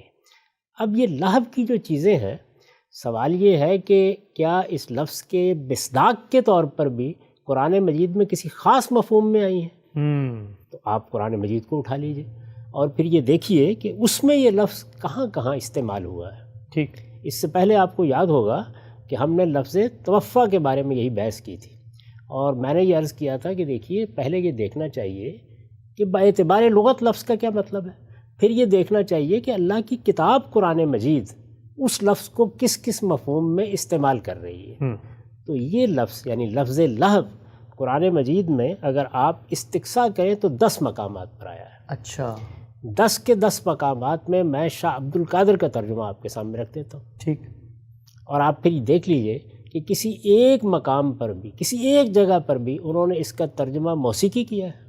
یعنی آپ قرآن مجید میں ایک لفظ دیکھتے ہیں اور یہ کہتے ہیں کہ اس سے یہ مراد ہے، کوئی چیز اس کا مصداق تو ہو سکتی ہے، جیسے میں نے عرض کیا کہ میں آپ کو دیکھ کر یہ کہتا ہوں کہ بھئی یہ آپ کس لہو و لعب میں الجھے ہوئے ہیں، ٹھیک، اور اس وقت آپ شطرنج کھیل رہے ہیں. کوئی بھی کام ہو سکتا ہے وہ. نہیں، میں کہتا ہوں شطرنج کھیل رہے ہیں. ٹھیک. تو ظاہر ہے اس وقت میں نے شطرنج پر اس لفظ کا استعمال کیا. ہوں. میں آپ کو دیکھتا ہوں کہ آپ بیٹھے ہوئے کیرم کھیل رہے ہیں، تو میں آپ سے یہ کہتا ہوں کس لہو و لعب میں الجھے ہوئے ہیں، تو کیرم پر اطلاق. تو ظاہر ہے کہ اس کا اطلاق کیرم پر ہوگا. یعنی خود لفظ میں کوئی ایسی چیز نہیں ہے کہ یہ لفظ غنا کے معنی میں ہے، یہ بولا جائے تو اس سے مراد موسیقی ہوتی ہے، یہ لفظ موسیقی یا غنا ہی کے لیے استعمال ہوتا ہے، اس طرح کی کوئی چیز نہیں. ٹھیک. تو میں نے عرض کیا کہ 10 مقامات پر استعمال ہوا ہے، اور یہ میں آپ کے سامنے جس شخصیت کا ترجمہ پڑھ رہا ہوں اس کا انتخاب اس لیے کیا جاتا ہے کہ اگرچہ وہ ہے تو پرانا ترجمہ، قرآن کے اولین تراجم میں سے ہے، لیکن سب کے نزدیک مرجع ہے. اچھا. اس کے بارے میں کوئی شخص یہ نہیں کہہ سکتا کہ یہ ترجمہ صحیح نہیں ہے یا کسی خاص فرقے یا گروہ کی نمائندگی کرتا ہے. یہ آپ جانتے ہیں کہ شاہ صاحب کی حیثیت کیا ہے. تو آپ دیکھیے سورہ انعام میں یہ آیت ہے وَمَا الْحَيَاةُ الدُّنْيَا إِلَّا لَعِبٌ وَلَهْوٌ. ترجمہ کیا ہے؟ اور کچھ نہیں دنیا کا جینا مگر کھیل اور جی بہلانا. اچھا، لہو کا ترجمہ انہوں نے کیا. لائب کا ترجمہ کیا کھیل، اور لہو کا ترجمہ کیا جی بہلانا. میں نے ابھی آپ کو بتایا نا کہ لہو کا لغوی مفہوم کیا ہے؟ ما یلہو بالانسان، ما یتلذذ بہ الانسان، یعنی جس سے آدمی فریفتہ ہو جاتا ہے، جس کے پیچھے پڑ جاتا ہے، جس میں مشغول ہو جاتا ہے، جو اس کو پوری طرح اپنی طرف کھینچ لیتی ہے. ایسی سب کی سب چیزیں لہو کہلائیں گی. تو دیکھیے کہ دونوں پہلوؤں سے انہوں نے بیان کر دیا اس کو. اور کچھ نہیں دنیا کا جینا مگر کھیل اور جی بہلانا. اس کے بعد ہے سورہ عنکبوت. سورہ عنکبوت میں وَمَا هَٰذِهِ الْحَيَاةُ الدُّنْيَا إِلَّا لَهْوٌ وَلَعِبٌ، اور یہ دنیا کا جینا تو یہی ہے جی بہلانا اور کھیل. اچھا. جی بہلانا تو بھی کسی چیز سے بھی ہو سکتا ہے. آپ مجھ سے پوچھتے ہیں تو میں یہ کہتا ہوں کہ ذرا ایک ناول پڑھ رہا ہوں اسے جی بہلا رہا ہوں. یہ بیٹھا ہوا بچوں کے ساتھ باتیں کر رہا ہوں اسے جی بہلا رہا ہوں. ذرا گپ شپ کر رہا ہوں دوستوں کے ساتھ جی بہلا رہا ہوں. سیر تفریح پہ نکلا ہوں، سیر تفریح سے نکلا ہوں جی بہلا رہا ہوں. تو گویا یہ ایک جامع تعبیر ہے اس طرح کی سب چیزوں کے لیے جن سے آپ حظ اٹھاتے ہیں، جن سے آپ لذت حاصل کرتے ہیں، جو تفریح کی غرض سے کی جاتی ہیں. عام طور پر اس کو سادہ تعبیر میں بیان کر دیا جاتا ہے کھیل تماشا. اس کا ترجمہ انہوں نے یہ کیا. آگے چلیے. اس کے بعد ہے سورہ محمد. سورہ محمد کے الفاظ ہیں انما الحیات الدنیا لعب ولہو، یہ دنیا کا جینا تو کھیل ہے اور تماشا. تو یہاں دیکھیے کہ انہوں نے لعب کا ترجمہ کیا کھیل اور لہو کا ترجمہ کیا تماشا. یعنی زندگی کو اور دنیا کو کہہ دیا کہ یہ لعب اور لہو. دنیا کی زندگی کے بارے میں کہا جاتا ہے. اس کے بعد سورہ حدید اعلموا انما الحیات الدنیا لعب ولہو، جان رکھو کہ دنیا کا جینا یہی ہے کھیل اور تماشا. اس کے بعد سورہ جمعہ کی آخری آیت جس کا میں اس سے پہلے حوالہ دے چکا، اس میں ہے وَإِذَا رَأَوْا تِجَارَةً أَوْ لَهْوًا، اور جب دیکھیں سودا بکنا یا کچھ تماشا. یعنی تجارت کا ترجمہ کیا انہوں نے سودا بکنا، اور لہو کا ترجمہ کیا یا کچھ تماشا. پھر دیکھیے سورہ انعام ہے، اس میں ہے وَذَرِ الَّذِينَ اتَّخَذُوا دِينَهُمْ لَعِبًا وَلَهْوًا وَغَرَّتْهُمُ الْحَيَاةُ الدُّنْيَا، اور چھوڑ دے جنہوں نے ٹھہرایا اپنا دین کھیل اور تماشا. وہی لعب کا ترجمہ کھیل اور لہو کا ترجمہ تماشا. وَغَرَّتْهُمُ الْحَيَاةُ الدُّنْيَا، اور بہکے دنیا کی زندگی پر. اس کے بعد ہے سورہ انبیاء. اس میں ہے لَوْ أَرَدْنَا أَن نَّتَّخِذَ لَهْوًا لَّاتَّخَذْنَاهُ مِن لَّدُنَّا، اگر ہم چاہتے کہ کچھ بنا لیں کھلونا تو بنا لیتے ہم اپنے پاس سے. اب دیکھیے یہاں لعب کا ترجمہ انہوں نے کیا کھلونا. آیت کا مطلب یہ ہے کہ اللہ تعالیٰ کے بارے میں لوگ یہ خیال کر رہے ہیں کہ یہ دنیا کیا ہے، یہ تو یزداں کی تماشا گاہ ہے، یعنی اس میں کیا ہو رہا ہے، ایسے ہی کھیل ہے. تو اللہ تعالیٰ یہ کہتے ہیں کہ اگر ہمیں کھلونا ہی بنانا تھا، کھیل کی کوئی چیز ہی بنانی تھی تو ہم اپنے ہاں بنا لیتے. اس کے لیے یہ سب کچھ کرنے کی کیا ضرورت تھی؟ یہ جواب دیا اللہ تعالیٰ نے اس کا. تو وہاں انہوں نے یہی ترجمہ کیا کھلونا. اس کے بعد سورہ اعراف ہے، اس میں بھی یہی مضمون ہے الذین اتخذوا دینہم لہوا ولعبا وغرتہم الحیاۃ الدنیا، جنہوں نے ٹھہرایا ہے اپنا دین تماشا اور کھیل. یعنی یہاں لہو چونکہ پہلے آ گیا ہے تو انہوں نے ترجمہ کیا تماشا اور کھیل اور بہکے دنیا کی زندگی پر. اب آئیے سورہ جمعہ ہی پر. سورہ جمعہ میں یہ لفظ اس سے اوپر بھی استعمال ہوا ہے اور نیچے بھی استعمال ہوا ہے. اوپر کا ترجمہ میں پہلے سنا چکا, نیچے کا سن لیجئے. قل ما عند اللہ خیر من اللہو و من التجارہ واللہ خیر الرازقین. تو کہہ جو اللہ کے پاس ہے بہتر ہے تماشے سے اور سودے سے. تجارت کا ترجمہ سودا, جیسے ہم کہتے ہیں سودا خریدنے کے لیے جا رہا ہوں, اور لہو کا ترجمہ تماشا. اور اللہ بہتر ہے روزی دینے والا. یہ 10 مقامات ہیں جن کا میں نے آپ کو بتا دیا. اس میں یہ دیکھیے 2 پہلوؤں سے یہ لفظ استعمال ہوا ہے. پوری دنیا کی زندگی کو لہو و لعب کہا گیا ہے. اب آپ اس کا ترجمہ یہ کر سکتے ہیں کہ یہ دنیا کی زندگی کیا ہے, یہ تو موسیقی ہے. دنیا کی زندگی کیا ہے, یہ تو گانا بجانا ہے. یہی کریں گے نا. یہ دنیا کی زندگی کیا ہے, جیسے کہ شاہ صاحب نے کیا ہے, کھیل تماشا ہے. یہاں یہ تعبیر کس مفہوم میں اختیار کی جاتی ہے؟ اس مفہوم میں اختیار کی جاتی ہے کہ اس دنیا کی زندگی میں ہمارے لیے راحت بھی ہے, تفریح بھی ہے, یہ بہلاتی بھی ہے, اس میں آدمی جی بھی لگاتا ہے, اس کی نظر ہو جاتا ہے اور آخرت کو فراموش کر دیتا ہے. اس معنی میں بولا گیا نا یہ لفظ. قرآن مجید نے جگہ جگہ اس کو استعمال کیا ہے. اب مجھے یہ بتائیے کہ اگر حرمتیں اسی طرح ثابت کرنی ہیں تو پھر ان آیات سے تو یہ ثابت ہو جائے گا کہ ساری دنیا کی زندگی ہی حرام ہے. بہت اہم پھر جئیں گے کیا؟ یعنی قرآن مجید تو دنیا کی پوری زندگی کے بارے میں ان آیات میں یہ کہہ رہا ہے, اور یہ 6 مقامات پر کہہ رہا ہے. یعنی جو 10 مقامات ہیں اس میں سے 6 میں دنیا کی پوری زندگی کے بارے میں یہ کہہ رہا ہے کہ یہ کیا ہے, یہ کھیل تماشا ہے. اب جس پہلو سے کہہ رہا ہے وہ میں نے عرض کر دیا. یعنی وہ بھی ایک پہلو ہے جس میں ایک خاص چیز کی طرف توجہ دلائی جا رہی ہے. لیکن اگر آپ یہ کہتے ہیں کہ اس طریقے سے حرمت قائم ہو جاتی, لہو کا لفظ آنے سے, تو پھر تو حرمت قائم ہو گئی نا. پھر تو آپ کا جینا, آپ کا اٹھنا, آپ کا بیٹھنا, آپ کا کام کرنا, دنیا کی زندگی میں اس سے راحت اٹھانا, دنیا کی زندگی میں مشقتیں کرنا, یہاں تک کہ دنیا کی زندگی میں عبادت کرنا بھی سب لہو و لعب ہوگی. ایک چیز جب بیان کی جاتی ہے تو اس کے محل کو دیکھنا چاہیے, موقع کو دیکھنا چاہیے, کس طرح سے بات ہو رہی ہے. اور یہ اصرار کرنا کہ یہ لفظ تو غنا اور موسیقی کے معنی میں استعمال ہوتا ہے. یعنی میں نے آپ سے عرض کیا کہ کھیل تماشے کے معنی میں ایک لفظ ہے. ظاہر ہے کہ اس کا استعمال کبھی کسی کھیل پر ہو جائے گا, کبھی کسی مصروفیت پر ہو جائے گا, کبھی جی بہلانے کی کسی بات پر ہو جائے گا, کبھی تفریح کے کسی کام پر ہو جائے گا, مختلف موقعوں پر ہوگا. لیکن یہ کہ اس لفظ کا مطلب یہ ہے, یہ مجھے بتائیں کہ کس طرح سے آپ ثابت کریں گے. پھر دوسرا استعمال دیکھیے جو 4 آیتوں میں ہوا ہے. اس میں کیا کیا قرآن مجید میں؟ اس میں یہ بتایا ہے کہ دین ایک سنجیدہ چیز تھی, دین غور و فکر کی چیز تھی, دین زندگی کا مقصد تھا. ان لوگوں نے اپنے دین کو کھیل تماشا بنا لیا ہے, اسے تفریح کا موضوع بنا لیا ہے.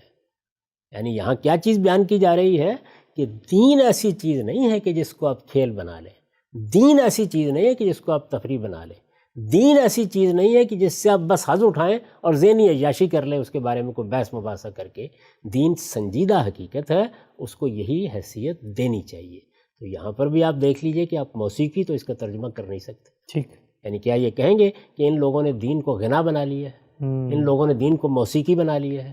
اچھا, اور پھر کیا اس موقع کے اوپر یہ کہیں گے کہ دین کو یہ بنا لیا ہے تو اس وجہ سے حرمت ہو گئی, ورنہ تو حرمت نہیں تھی. ٹھیک, دین کو یہ بنا لیا ہے تو ظاہر ہے اس موقع پر اس کا غلط استعمال ہو رہا ہے. وہی بات جو میں نے ابتدا میں عرض کی کہ ہم بعض اوقات کسی جائز, کسی مباح چیز کا بھی غلط استعمال کرتے ہیں. اس کی مثالیں میں نے دی ہیں نا. تو یہاں انہوں نے کیا کیا, یعنی تفریح کی چیزیں, کھیل کی چیزیں جو اپنی ذات میں سب کی سب ناجائز نہیں تھیں, لیکن انہوں نے پورے دین کو یہی بنا ڈالا. تو یہ گویا ایک چیز کا غلط محل پر لانا ہے. جب آپ وہاں لے آئے تو اللہ تعالیٰ نے فرمایا کہ دیکھو یہ تم کیا کر رہے ہو, یہ دین ایسی چیز تھی کہ اس کو تم کھیل تماشا بنا لو. تو یہاں بھی ظاہر ہے کہ لہو کی علی الاطلاق حرمت بیان کرنا مقصود ہی نہیں ہے. اس سے یہ بات بالکل واضح ہو جانی چاہیے کہ نہ اس لفظ کے معنی با اعتبار لغت غنا اور موسیقی ہیں, اور نہ ہر جگہ یہ استعمال کیا جاتا ہے. تو یہ اسی پہلو سے, اسی لحاظ سے استعمال کیا جاتا ہے. یعنی کسی جگہ پر بھی نہیں. یہ 10 کے 10 مقامات میں نے آپ کے سامنے پیش کر دیے ہیں. اب اس کے بعد یہ دیکھیے کہ یہ چیزیں کھیل تماشے کی چیزیں سمجھی جاتی ہیں. اگر آپ غور کر کے دیکھیں تو اس میں 10 چیزیں وہ ہوں گی جن کے بارے میں کبھی تردد بھی نہیں ہوتا کہ جو ناجائز چیزیں. میں نے ابھی مثالیں دی آپ, یعنی آپ بیٹھے ہوئے گپ شپ کر رہے ہیں, آپ دوستوں کے ساتھ بیٹھ کر کوئی ایسی بات کر رہے ہیں جس سے سب کے سب لطف اٹھا رہے ہیں, ایسا ہوتا ہے نا بعض اوقات، آپ فٹ بال کا میچ دیکھ رہے ہیں، آپ ہاکی دیکھ رہے ہیں، آپ ہاکی کھیل رہے ہیں، آپ فٹ بال کھیل رہے ہیں، آپ کرکٹ کھیل رہے ہیں، بہت سے کھیل ہیں نا جو آپ کھیلتے ہیں، کسی کے وہم میں بھی یہ بات نہیں آتی کہ کوئی ناجائز کام کیا جا رہا ہے، لیکن کھیل ہی میں بہت سی ایسی چیزیں ہیں کہ جن کے بارے میں کوئی تردد نہیں اس میں کہ بالکل ہی ناجائز ہے، ٹھیک، یا بالکل ہی غلط ہے، یا آپ کہیں گے یہ فضولیات ہے، یا کہیں گے بیہودہ باتیں ہیں۔ مثال کے طور پر کھیلنا تو جوئے کے لیے بھی بولا جاتا ہے، آپ کہتے ہیں کہ یہ آدمی تو جوا کھیلتا ہے، ظاہر ہے کہ یہاں کھیلنا تو اصل میں ممنوع نہیں ہے، ٹھیک، یعنی وہ چیز غلط ہے، تو غلط چیزوں پر بھی لہو کا اطلاق ہو جاتا ہے اور اچھی چیزوں پر بھی اطلاق ہو جاتا ہے، لیکن یہ کہ یہ لفظ جہاں آئے گا وہاں اس سے مراد غنا ہوتا ہے، وہاں اس سے مراد موسیقی ہوتی ہے، ایسا ہرگز نہیں ہے۔ میں ابھی اس آیت پر نہیں بات کر رہا کہ وہاں یہ کس مفہوم میں استعمال ہوا ہے، ابھی تو میں نے آپ کو یہ بتایا ہے کہ نہ لفظ کے لغت کے اعتبار سے یہ معنی ہے، نہ قرآن مجید کے استعمالات میں اس طرح کی کوئی خصوصیت اللہ تعالیٰ نے اس کے اندر پیدا کر دی ہے کہ جہاں یہ استعمال ہوگا اس کا مطلب ہے غنا اور موسیقی، اور چونکہ مذمت کے مقام پر آ گیا ہے تو اس لیے ہم اس کی حرمت کا فتویٰ دے دیں گے۔ ٹھیک، اب مسلمانوں کے علم کی طرف آئیے۔ ظاہر بات ہے کہ یہ قرآن ہے، قرآن کی آیات ہے، قرآن مجید میں ایک لفظ استعمال ہوا ہے، ہم اسی آیت کو لے کے آگے بڑھتے ہیں اور یہ دیکھتے ہیں کہ ہمارا علم اس میں لہو کے لفظ کو کیسے سمجھتا ہے۔ ٹھیک، یعنی کیا ایسا ہے کہ مفسرین نے وہاں خاص سورہ لقمان کی آیت میں فیصلہ کر دیا ہے کہ چلیے لفظ کے معنی تو نہیں ہے غنا کے، لیکن یہاں تو یہ غنائی کے لیے استعمال ہوا، غنا ہی کے لیے استعمال ہوا ہے۔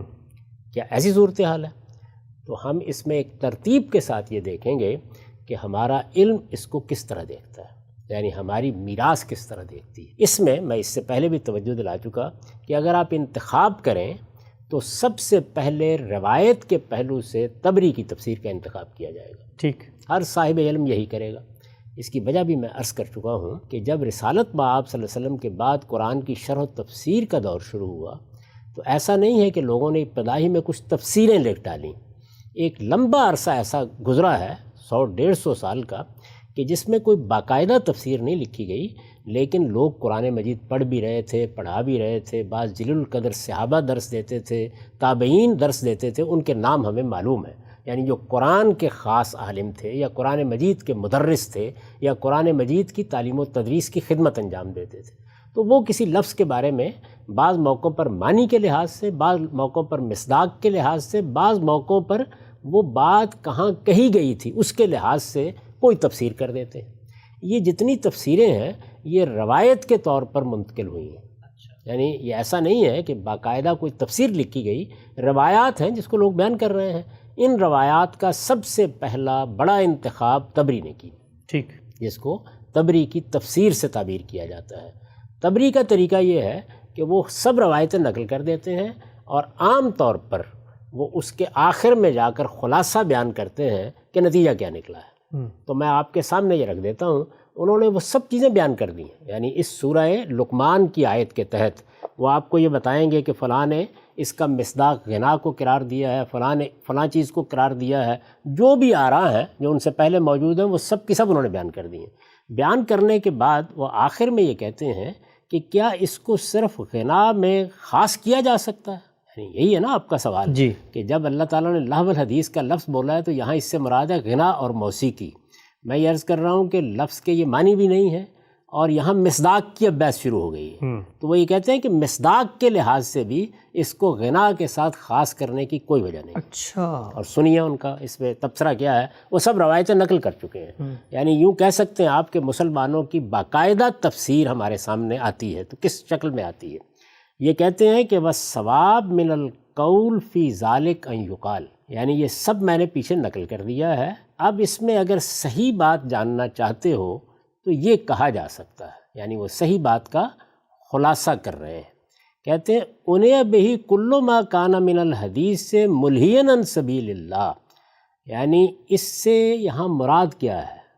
کہتے ہیں یہاں اس سے مراد ہے وہ سب چیزیں، وہ سب باتیں جو اللہ کی راہ سے آدمی کو غافل کر دیتی، ٹھیک، مما نہى اللہ عن استماعہ اور رسولہ، یعنی وہ سب چیزیں سمجھ لو کہ اللہ نے ان کو سننے سے روکا ہے یا اس کے رسول نے سننے سے روکا ہے۔ لأن اللہ تعالی اما بقولہ لہو الحدیث، اس لیے کہ اللہ تعالیٰ نے یہاں کسی خاص چیز کا ذکر نہیں کیا، عموم کے انداز میں لہو الحدیث کا لفظ بولا ہے، اچھا، اسی کی شرح کر رہے ہیں۔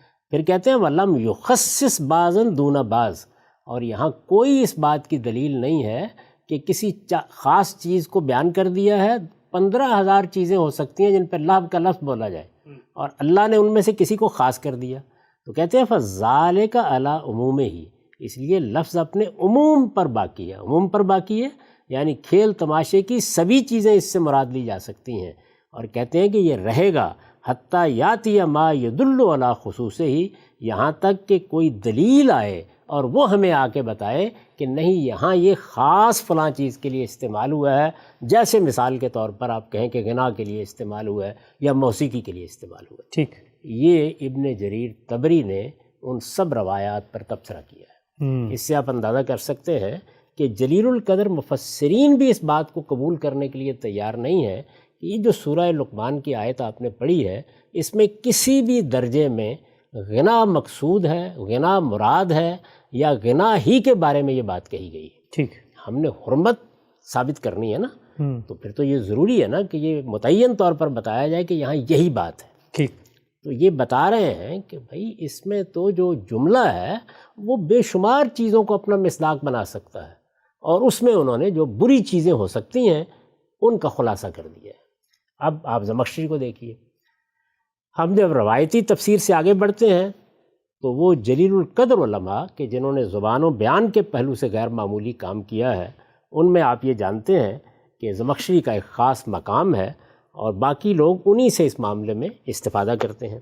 تو سورہ لقمان کی اس آیت میں لہو الحدیث پر انہوں نے کیا لکھا ہے؟ وہ یہ کہتے ہیں کہ اللہو کل باطل الہا عن الخیر و اما، یعنی لہو جو ہے وہ اصلاً تو میں نے عرض کر دیا کہ تفریح کی سب چیزوں کے لیے ہے، لیکن اگر وہ برے مفہوم میں استعمال کیا جائے تو اس کا اطلاق ہر اس بری چیز پر ہو جاتا ہے جو آدمی کو کسی نیکی سے غافل کر دیتی ہے۔ جو چیزیں قابل اعتنا ہیں، وہ چیزیں کہ جن کی طرف سنجیدہ آدمی کو متوجہ ہونا چاہیے، ان سے اس کو غافل کر کے کسی دوسری چیز میں مشغول کر دے، ایسی سب چیزوں کے بارے میں یہ لفظ استعمال ہو سکتا ہے۔ ٹھیک، یا برے استعمال کی مثال دے رہے ہیں، چنانچہ آگے پھر مثال دے کے وہ ان چیزوں کو گنوا بھی دیتے ہیں۔ وہ کیا چیزیں ہیں؟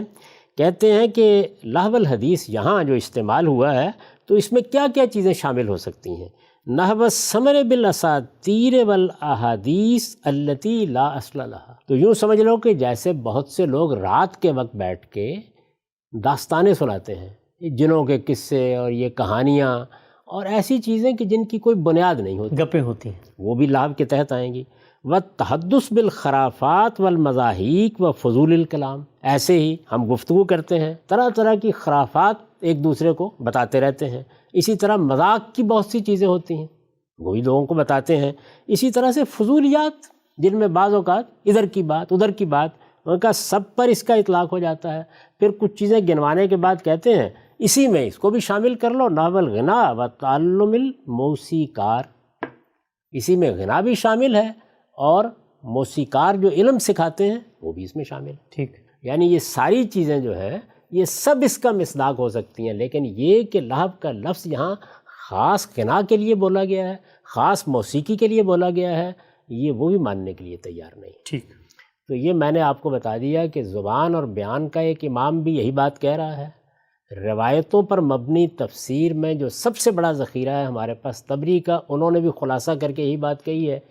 اب اپنے زمانے میں آ جائیے، ہمارے جلیل القدر عالم ہے مولانا سید ابو اللہ صاحب مودودی، اور یہ دیکھیے کہ انہوں نے اس پر کیا لکھا ہے۔ یہی آیت ہے جو آپ نے پڑھی، یہی سورہ لقمان کی آیت۔ وہ یہ لکھتے ہیں اصل الفاظ ہیں، سب سے پہلے لفظ پر آئے ہیں، اصل الفاظ ہیں لہو الحدیث، یعنی ایسی بات جو آدمی کو اپنے اندر مشغول کر کے ہر دوسری چیز سے غافل کر دے۔ اچھا، یعنی یہ ہے لہو کا اصل مفہوم۔ پھر سنیے، یعنی ایسی بات جو آدمی کو اپنے اندر مشغول کر کے ہر دوسری چیز سے غافل کر دے۔ میں نے یہ عرض کیا نا کہ اہل لغت جب اس لفظ کو بیان کریں گے تو کیا کہتے ہیں؟ ما یلہو بالانسان ما یتلذذ بالانسان، ٹھیک، تفریح کی چیزیں، وہ جو انسان کو مشغول کر لیتی ہیں، وہ جو فریفتہ کر لیتی ہیں، جن میں آدمی ریجھ جاتا ہے۔ تو یہاں مولانا سید عبداللہ صاحب مودودی نے وہی مفہوم بیان کیا۔ اس کے بعد کہتے ہیں لغت کے اعتبار سے تو ان الفاظ میں کوئی ذم کا پہلو نہیں، یعنی اگر لغت کے لحاظ سے دیکھیں تو لہو الحدیث کے لفظ میں کوئی ایسی چیز نہیں ہے جس کو برا ٹھہرایا جائے، کوئی ذم کا پہلو ہی نہیں ہے سرے سے، لیکن استعمال میں ان کا اطلاق بری اور فضول اور بیہودہ باتوں پر ہی ہوتا ہے۔ یعنی عام طور پر جب ہم استعمال کرتے ہیں تو ظاہر ہے کہ اس میں کوئی تقابل پیش نظر ہوتا ہے، تو بری اور فضول اور بیہودہ باتوں کو بھی لہو کہہ دیتے ہیں۔ ٹھیک، اب اس کی مثال دیتے ہیں وہ، مثلاً گپ، خرافات، ہنسی مذاق، داستانیں، افسانے، ناول، گانا بجانا اور اسی طرح کی دوسری چیز۔ تو یہ واضح ہو گیا اس معاملے میں کہ مسلمانوں کا پورا علم اس میں محض غنا کا مفہوم ماننے کے لیے تیار نہیں ہے۔ یعنی لہو الحدیث میں سب وہ چیزیں شامل ہیں جو آدمی کو مشغول کر لیں، جو آدمی کو فریفتہ کر لیں، اور اس میں اگر بری چیزوں کو بھی گنوانا ہے تو 10 چیزیں گنوائی جا سکتی ہیں۔ ٹھیک، اب ذرا تھوڑی دیر کے لیے یہ دیکھیے کہ اس میں جو روایتیں بیان کی گئی ہیں، آپ جانتے ہیں نا کہ ہمارے ہاں یہ ہوتا ہے کہ جب قرآن مجید کی تفسیر کی جاتی ہے تو ایک تو اس کا وہ پہلو ہے کہ جس میں ہم کوئی لفظ کا مفہوم بیان کرتے ہیں، پھر یہ کہ جملے کی تالیف کیا ہے، پھر یہ بیان کرتے ہیں کہ اس کا سیاق و سباق کیا ہے۔ ہمارے ہاں عام طور پر ایسے موقعوں پر لوگ وہ قصے اور وہ روایتیں بھی بیان کر دیتے ہیں جو ان کے خیال کے مطابق اس آیت کے یا اس مضمون کے پس منظر میں کہیں ہوئے ہوتے ہیں۔ جی، تو مولانا سید ابو اللہ صاحب مودودی اس پر تبصرہ کرتے ہیں، کہتے ہیں کہ ابن ہشام نے محمد بن اسحاق کی روایت نقل کی ہے کہ جب نبی صلی اللہ علیہ وسلم کی دعوت کفار مکہ کی ساری کوششوں کے باوجود پھیلتی جا رہی تھی تو نضر بن حارث نے قریش کے لوگوں سے کہا کہ جس شخص کا تم مقابلہ کر رہے ہو اس سے کام نہیں چلے گا۔ پھر سنیے، جب نبی صلی اللہ علیہ وسلم کی دعوت کفار مکہ کی ساری کوششوں کے باوجود پھیلتی جا رہی تھی تو نضر بن حارث نے قریش کے لوگوں سے کہا کہ جس طرح تم اس شخص کا مقابلہ کر رہے ہو اس سے کام نہ چلے گا، یہ شخص تمہارے درمیان بچپن سے ادھیڑ عمر کو پہنچا ہے، آج تک وہ اپنے اخلاق میں تمہارا سب سے بہتر آدمی تھا، سب سے زیادہ سچا اور سب سے بڑھ کر امانت دار تھا، اب تم کہتے ہو کہ وہ کاہن ہے، ساحر ہے، شاعر ہے، مجنون ہے، آخر ان باتوں کو کون باور کرے گا؟ کیا لوگ ساحروں کو نہیں جانتے کہ وہ کس قسم کی جھاڑ پھونک کرتے ہیں؟ کیا لوگوں کو معلوم نہیں کہ کاہن کس قسم کی باتیں بنایا کرتے ہیں؟ کیا لوگ شعر و شاعری سے ناواقف ہیں؟ کیا لوگوں کو جنون کی کیفیات کا علم نہیں ہے؟ ان الزامات میں سے آخر کون سا الزام محمد صلی اللہ علیہ وسلم پر چسپاں ہوتا ہے کہ اس کا یقین دلا کر تم عوام کو اس کی طرف توجہ کرنے سے روک سکو گے؟ ٹھہرو، اس کا علاج میں کرتا ہوں۔ یہ واقعہ بیان کر رہے ہیں، ٹھہرو اس کا علاج میں کرتا ہوں۔ یہ کس نے کہا؟ نضر بن حارث نے۔ کن سے کہا؟ قریش کے سرداروں سے۔ اس کے بعد وہ مکے سے عراق گیا اور وہاں سے شاہان عجم کے قصے اور رستم و اسفندیار کی داستانیں لا کر اس نے قصہ گوئی کی محفلیں برپا کرنی شروع کر دیں تاکہ لوگوں کی توجہ قرآن سے ہٹے اور وہ ان کہانیوں میں کھو جائے۔ یہ شان نزول اور پس منظر کی روایت بیان کر رہے ہیں۔ آگے سنیے، کہتے ہیں کہ یہی روایت اسباب النزول میں واحدین کلبی اور مقاتل سے نقل کی ہے، اور ابن عباس نے اس پر مزید یہ اضافہ کیا ہے کہ نظر نے اس مقصد کے لیے، یعنی یہ چیزیں تو وہ لایا ہی، اس مقصد کے لیے گانے والی لونڈیاں بھی خریدی تھی۔ جس کسی کے متعلق وہ سنتا کہ نبی صلی اللہ علیہ وسلم کی باتوں سے متاثر ہو رہا ہے، اس پر اپنی ایک لونڈی مسلط کر دیتا اور اس سے کہتا کہ اسے خوب کھلا پلا اور گانا سنا تاکہ تیرے ساتھ مشغول ہو کر اس کا دل ادھر سے ہٹ جائے۔ اچھا، یہ تو واضح ہو گئی بات۔ اس کے بعد کیا کسر باقی رہ جاتی ہے؟ یعنی اب تک کا خلاصہ یہ ہے کہ نہ لغت کے اعتبار سے اس لفظ کے یہ معنی ہیں، نہ لغت کے اعتبار سے اس لفظ کے یہ معنی ہیں، نہ ہمارے مفسرین میں سے کسی نے اس کا اس طریقے سے ذکر کیا ہے، بلکہ آپ یہ دیکھ رہے ہیں کہ پورا کا پورا علم تفسیر بہت سی چیزوں کو اس کا مصداق قرار دے رہا ہے، اور جو واقعہ اس کے پس منظر میں بیان کیا جا رہا ہے، میں اس وقت اس پہ کوئی تبصرہ نہیں کرتا، یعنی آیت کس محل کی ہے، واقعے کا اس سے کیا تعلق ہے، اس کو چھوڑ دیں۔ ہمارے مفسرین اس کو جس طریقے سے بیان کر رہے ہیں اس میں بھی صرف گانا بجانا ہی نہیں تھا، اس کے ساتھ رستم و اسفندیار کے قصے بھی تھے۔ تو یہ بات واضح ہو گئی۔ اس کے بعد اب اس کے بعد آئیے اس آیت، یعنی وہ آیت جس کو آپ نے پڑھا ہے، میں اس کا ترجمہ آپ کے سامنے پڑھتا ہوں، ذرا اس کو سنیے اور پھر یہ دیکھیے کہ آیت کا اپنا مفہوم کیا ہے اور وہ کس محل میں آئی ہے۔ سورہ لقمان کی آپ نے آیت پڑھی تھی جی، سورہ لقمان کی یہ آیت ہم پیچھے سے اس کو دیکھتے ہیں، یہ ابتدائی میں ہے، الف لام میم تلک آیات الکتاب الحکیم ہدی ورحمۃ للمحسنین الذین یقیمون الصلاۃ ویؤتون الزکاۃ وہم بالآخرۃ ہم یوقنون اولئک علی ہدی من ربہم واولئک ہم المفلحون ومن الناس من یشتری لہو الحدیث، یہی پڑھی ہے نا آپ نے، ومن الناس من یشتری لہو الحدیث لیضل عن سبیل اللہ بغیر علم ویتخذها ہزوا اولئک لہم عذاب مہین۔ اب ترجمہ سنیے، یہ سورہ الف لام میم ہے، یہ پرحکمت کتاب کی آیتیں ہیں، ان کے لیے جو خوبی سے عمل کرنے والے ہیں، ہدایت اور رحمت بن کر نازل ہوئی ہیں، یہ جو نماز کا اہتمام کر رہے ہیں اور زکوٰۃ ادا کرتے ہیں، اور یہی ہیں جو آخرت پر سچا یقین رکھتے ہیں، یہی اپنے پروردگار کی ہدایت پر ہیں اور یہی فلاح پانے والے ہوں گے۔ اس کے برخلاف لوگوں میں ایسے بھی ہیں جو فضولیات کے خریدار بنتے ہیں تاکہ اللہ کی راہ سے بغیر کسی علم کے گمراہ کریں اور اس کی آیتوں کا مذاق اڑائیں، یہی ہیں کہ جن کے لیے ذلت کا عذاب ہے۔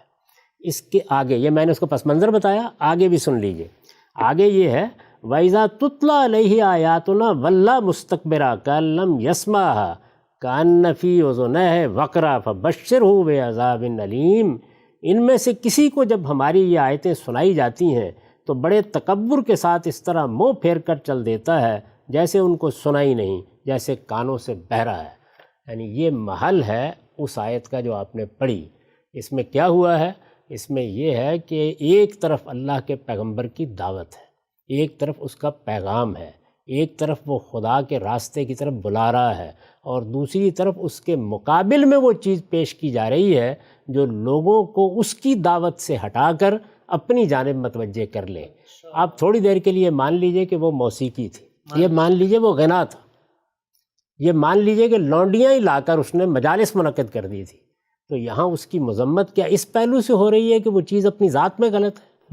اس پہلو سے ہو رہی ہے کہ اس کو اللہ کے پیغمبر کے مقابل میں لا کے کھڑا کر دیا گیا ہے، ٹھیک اس دعوت کے مقابل میں کھڑا کر دیا گیا ہے۔ قرآن یہاں یہ کہہ رہا ہے کہ یہ تکبر میں مبتلا لوگ ہیں، انہوں نے اپنے کانوں کو بند کر رکھا ہوا ہے، یہ بات سننے کے لیے تیار نہیں ہے، اور فضولیات کے خریدار بنے ہوئے ہیں، ان چیزوں کو ترجیح دیتے ہیں، اور کس کے مقابلے میں دیتے ہیں؟ اللہ کے پیغمبر کی دعوت کے مقابلے میں۔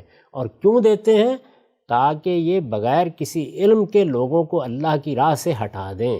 ٹھیک، تو اگر کوئی شخص اس مقصد کے لیے ایک کرکٹ میچ منعقد کر دے کہ وہ دین کی دعوت سے لوگوں کو ہٹائے، اگر وہ گپ شپ کی ایک مجلس منعقد کر دے، ذرا تصور کریں کہ رسالت مآب صلی اللہ علیہ وسلم کی دعوت پھیل رہی ہے، جیسے کہ مولانا سید مولانا صاحب مودودی نے وہ پورا واقعہ لکھا ہے، اور وہاں یہ زیر بحث ہے کہ اس دعوت کو غیر مؤثر کیسے کیا جاتا ہے، اور کوئی آدمی یہ کہے کہ میں اس کے مقابلے میں یہاں مکے میں ایک تھیٹر بنا دیتا ہوں، تو ظاہر ہے کہ اس وقت تو یہ بدترین جرم بن جائے گا۔ یہ وہی بات ہے جس کا میں نے ذکر کیا تھا کہ کسی بھی چیز کا غلط استعمال ہے جس کی بنیاد پر اس کی مذمت کی جا سکتی ہے۔ جب رسالت مآب صلی اللہ علیہ وسلم کو شاعر کہا گیا تو قرآن مجید نے بتا دیا کہ شاعروں کا کیا حال ہے، اور جب رسالت مآب صلی اللہ علیہ وسلم کی دعوت کے مقابلے میں لہو الحدیث آ گئی، یعنی کون سی چیزیں آ گئیں؟ کھیل کی چیزیں، تماشے کی چیزیں، وہ رستم و اسفند یار کی داستانیں ہوں، وہ گپ بازی کی مجلسیں ہوں، یا وہ لونڈیوں کا گانا ہو، کچھ بھی ہو، جب وہ اللہ کے پیغمبر کے مقابلے میں آتا ہے تو اس کے اوپر یہی تبصرہ ہونا چاہیے۔ تو اس میں حرمت کا کیا مضمون ہے جو آپ نے بیان فرمایا؟ خان صاحب، یہ لفظ کے شواہد قرآن مجید میں کہاں کہاں آیا، ماضی کی علمی تراث، مفسرین کی آراء، اس سب کو تو آپ نے پیش کیا، اور اس سے یقینی طور پہ سننے والوں کے لیے ایک بہت ہی واضح رستہ سامنے آ رہا ہے کہ یہ استعمال ہے چیزوں کا جو ان کو اس طرف لے کے جاتا ہے۔ لیکن میں یہ پوچھوں گا آپ سے کہ آغاز ہم نے کیا تھا شاہ عبد القادر علیہ رحمہ کے تراجم سے کہ انہوں نے لہو کے لفظ کو قرآن مجید میں کہاں کس معنی میں بیان کیا ہے، تو یہ بتائیے گا مجھے آخر میں کہ خود جو سورہ لقمان کی آیت 6 ہے، اس کے بارے میں شاہ صاحب کیا کہتے ہیں اور ان کا ترجمہ اس کے بارے میں کیا ہے؟ انہوں نے بھی اس کا ترجمہ یہی کیا ہے، ہر جگہ وہ یہی ترجمہ کر رہے ہیں، جیسے میں نے آپ کو 10 مقامات پر بتا دیا، اس کو بھی سن لیجئے۔ وَمِنَ النَّاسِ مَن يَشْتَرِي لَهْوَ الْحَدِيثِ لِيُضِلَّ عَن سَبِيلِ اللَّهِ بغیر علم، اور ایک لوگ ہیں کہ خریدار ہیں کھیل کی باتوں کے، کا بچلاویں اللہ کی راہ سے بن سمجھے۔ اچھا، ترجمہ انہوں نے کیا کھیل کی باتیں، یعنی کوئی آدمی جو عربی زبان سے واقف ہے وہ اس کا ترجمہ غنا اور موسیقی ہرگز نہیں کرے گا، ہرگز نہیں کرے گا۔ اس کا ترجمہ وہی ہے جو میں نے آپ کو بتا دیا ہے، مدعا وہی ہے۔ اور یہاں یہ کیوں زیر بحث آ گیا؟ یہاں پر تقابل میں زیر بحث آیا ہے۔ اس چیز کو ہمیشہ سمجھنا چاہیے کہ کوئی بات کہاں کہی گئی، کس محل میں کہی گئی، کس پہلو سے کہی گئی، اس پہلو سے وہ قابل مذمت ہو جاتی ہے، لیکن اس سے علی الاطلاق حرمت ثابت کرنا، یہ اگر ہوتا تو پھر شاہ صاحب بھی یہاں اپنے ترجمے میں وہی لفظ اختیار کرتے، پھر اس کے بعد یہی بتاتے کہ در حقیقت یہاں تو اللہ تعالیٰ نے اس کی حرمت کو بیان کر دیا ہے۔ یہ بھی کسی نے یہاں سے استدلال نہیں کیا اہل علم میں سے۔ ہم سب بالکل واضح ہو گئی بات، خاتمے کی طرف ہم بڑھ رہے ہیں۔ آخری سوال آج کی نشست کا، اس سب کے بعد جب کوئی شخص یہ رائے پیش کرتا ہے کہ جی یہ تو قرآن مجید کی آیت ہے اور ابن عباس نے اور عبداللہ بن مسعود نے اور سعید بن جبیر نے اور مجاہد نے اور قتادہ نے اور اکرمہ نے ان سے مراد موسیقی لی ہے، تو اس سب کے بعد یہ بات بھی بالکل واضح ہوگی کہ اگر ان کی یہ آراء اور ان کی نسبت ٹھیک ہے تب بھی اس بات کو اسی پس منظر میں دیکھا جائے گا کہ موسیقی مراد ہو سکتی ہے اگر اس کا استعمال غلط ہو۔ مولانا سید ابراہیم مودودی نے جو اس کا پس منظر روایت کیا ہے وہ میں نے آپ کو بتا دیا، یعنی وہ روایات ہماری کتابوں میں لکھی ہوئی ہیں کہ اس طرح کے کچھ واقعات ان آیات کے پس منظر میں بیان کیے جاتے ہیں۔ تو اس میں آپ نے دیکھا لونڈیوں کے گانے کا بھی ذکر آ گیا۔ اگر اس کی بنیاد پر کسی نے یہ کہا کہ یہاں اس کا مصداق غنا بھی تھا تو یہ بالکل ٹھیک ہے، اس میں کیا اعتراض ہے، لیکن کس پہلو سے تھا؟ کیا یہ آیت اس کی حرمت کو بیان کر رہی ہے؟ یہ بیان کر رہی ہے کہ وہ جو کچھ بھی ہے، میں یہ کہتا ہوں آپ یہی ترجمہ کر دیں اللہ والحدیث کا کہ اس کا مطلب ہے موسیقی، یہی کر دیں، تو آپ اس کا ترجمہ کر کے کیا کریں گے؟ یعنی مطلب کیا بنے گا؟ مطلب یہ بنے گا کہ ان میں سے کچھ لوگ ایسے بھی ہیں کہ جو موسیقی کی مجالس منعقد کر رہے ہیں تاکہ لوگوں کو خدا کی راہ سے روک دیں۔ ٹھیک کر دیجئے، وہ ترجمہ کر کے دیکھ لیجئے، غنا ترجمہ کر کے دیکھ لیجئے، جو بھی ترجمہ کرنا ہے کیجئے، اس میں جو مذمت بیان ہوئی ہے وہ شے کے لحاظ سے نہیں بیان ہوئی، اس چیز کے لحاظ سے نہیں بیان ہوئی، وہ اس کے استعمال کے لحاظ سے اور اس موقع کے لحاظ سے ہوئی ہے۔ اور اس موقع پہ تو میں نے آپ سے عرض کر دیا کہ اگر آپ ہاکی کا کوئی کھیل بھی منعقد کریں گے کہ پیغمبر کی دعوت سے لوگوں کو برگشتہ کیا جائے تو اس کی حرمت میں کیا شبہ ہے؟ ہم جب موسیقی کی حرمت کی یہ پہلی آیت سورہ لقمان کی نمبر 6، اس سے بالعموم استدلال کیا جاتا ہے، بہت تفصیل سے تمام پہلوؤں سے ہم نے آپ سے جانا۔ اس پر کچھ ضمنی سوالات بھی انشاءاللہ آئندہ رکھیں گے، اور وہ باقی 3 آیات کون سی ہیں، پھر حدیث کا ایک پورا ذخیرہ جو اس حوالے سے پیش کیا جاتا ہے، ایک ایک کر کے آپ کے سامنے رکھیں گے۔ اب تک آپ کے وقت کا بہت شکریہ۔